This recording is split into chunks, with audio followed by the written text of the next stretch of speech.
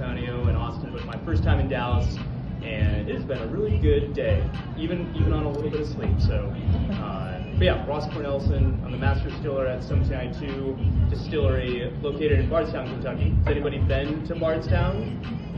One? Okay. Recently? No. Nope. Okay. Hasn't changed much. So it's gotten a little bigger, but we are the bourbon capital of the world. So, and Barton 1792 Distillery has been there for quite a while. We are the longest continuously operating distillery in Bardstown. So, I would say that's pretty special. So we've been around since about the 1880s, and the distillery that we have today has been around since about the 1940s. So there was a fire. You know, you deal back in the 40s before, you know, they had all your safety regulations. But what you see today is this beautiful brick distillery and these very nice, you know, simple old school brick houses where we age our barrels. But yeah, I think Linda, I was telling you, we don't do tours anymore. We don't have a visitor center. But you know, after today, if you probably rolled up to our security gate and were like, hey, I know Ross, they'd probably, yeah, go on in, hang out. Thank you. Yeah, I love it. We don't get a lot of visitors, so, or if we do, they shouldn't be there sometimes. So. Yeah.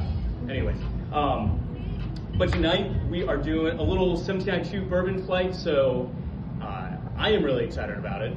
I don't do a lot of marketing stuff. I am very engineering and technical-esque and like the people leader at the site, so anytime I get to come out and talk to folks is a little nerve-wracking, but I'm also very passionate about this. So hopefully that shines through as I discuss.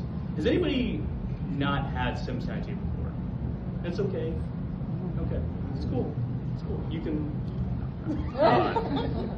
It is. It's a little different from other bourbons. Has anybody had Buffalo Trace before? How about that? Okay. We are a sister distillery to Buffalo Trace. We are both owned by the parent company Sazerac. So based out of New Orleans and Louisville. And Buffalo Trace, I think, is, if no one has ever had bourbon before, it is a awesome bourbon to show off all the profile that bourbon should have. And when I say what profile should that be, how familiar are people with like the bourbon laws? Somewhat? Okay. Has to be, we'll start off with, it has to be majority corn in the mash. And so Buffalo Trace, it shows off that sweetness from the corn very well. It is a very neutral yeast strain, so you're getting some nice flavors there from the yeast, and then where it goes into the warehouses and it takes on all those nice barrel characteristics. So the vanilla, the butterscotch, your caramel, your brown sugar. It is just this very nice, pleasant, sweet, aromatic, and like all those nice oak and butterscotch notes at the end. Leonard, you're a bartender. I'm sure you've used Buffalo Trace in many ways, hopefully. Maybe you've used some shampoo more. It's okay. Yeah, at home. There you go. But like, yeah, if people have never tried bourbon before, I tell them Buffalo Trace. 1792 is not like Buffalo Trace, even though we are owned by the same company. We are a high rye bourbon. When I say high rye, so it's still majority corn because we're bourbon, but rye as our flavoring grain provides a lot of spice. So versus, anybody like Maker's Mark or Weller? Okay. Why do you like Weller? How about that? Or wheated bourbons? Sure. What do you like wheated bourbons quite a bit? Yeah, I like Maker's Mark. Yep. Why do you like it? I think it's complex. It's very enjoyable. It's very not bland. That's not a word. It's very well put together. Yeah, well structured. Yeah. It is. It's a little sweeter. It's a little softer, but complex.